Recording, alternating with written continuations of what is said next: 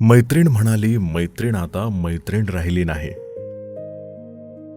तर झालं असं की परवा एक कॉलेजची मैत्रीण अचानक कॉलवर आली. बिझी आहेस का एवढंच विचारलं. आणि पुढच्या क्षणी कळलं आज ती फक्त बोलणार नाहीये, काहीतरी आतून तुटलेलं घेऊन आली आहे 100%.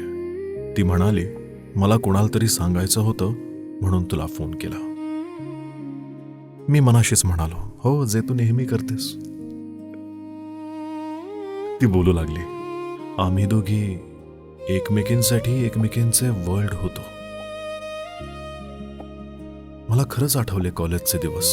त्यांच्या फ्रेंडशिप बँडवर लिहिलेलं असायचं, वर्ल्ड्स बेस्ट सखी.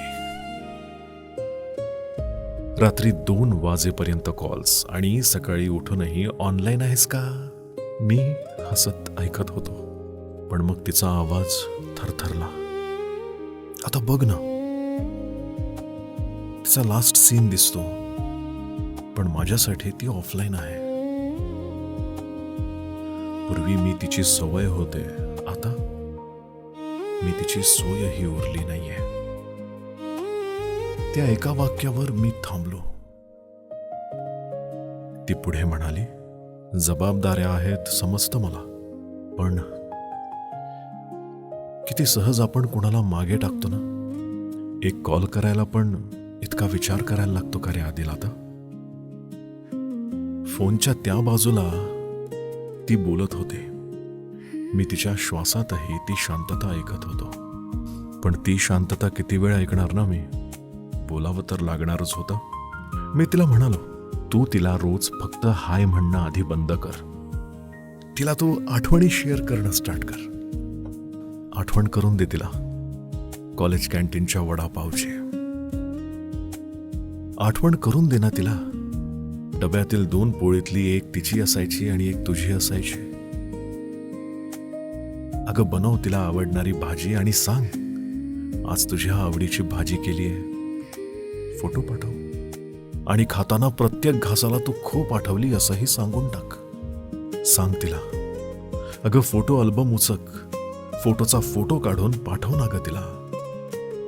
फोटो खाली लिही, हे बघ आपल्या कॉलेजचा हा फोटो आज सापडला. आपण किती वेड्यासारखे जगायचो ना. फार नाही, फक्त एवढंच सांग, तू अजूनही तिथेच आहेस जिथे मी तुला सोडलं होतं, माझ्या वर्ल्डमध्ये. आता मात्र फोनवर फक्त शांतता होती आणि मी पुन्हा तिची शांतता ऐकण्याच्या कामावर रुजू झालो होतो. आणि खरं सांगू, त्या शांततेतच तिचा प्रयत्न सुरू झाला होता. आणि मग मी तिला हळूच म्हटलं, कर हा मेसेज, पाठवून दे. कुणास ठाऊक, काही नाती एका आठवणीनं परत श्वास घेऊ लागतील. ती काही बोलली नाही, पण तिच्या श्वासात आता थोडीशी आशा जाणवत होते. पण तरी तिनं तो प्रश्न विचारलाच, जर ती गोष्ट परत सुरू झाली नाही तर.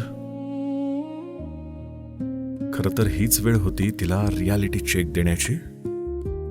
मी म्हणालो, तू कमी पडली नाहीयेस, तू प्रयत्न केलास. आता तो शेवट स्वीकारावा लागेल राणी.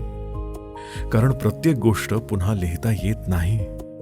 कधी कधी नातं संपत नाही, कधी कधी त्या नात्याचा वेळ संपतो. कदाचित ती कन्व्हिन्स्ड झाली असावी, पण तरी सुरुवात प्रयत्नांनी करू म्हणत हसत हसत त्या फोनवरच्या इमोशन्सची लाईन डिस्कनेक्ट झाली. आज तुझ्या मनात तिची आठवण आली ना, तिचं नाव कमेंटमध्ये लिही आणि 2-4 आठवणी तर मलाही वाचायला आवडतीलच तुमच्या. ठीक आहे.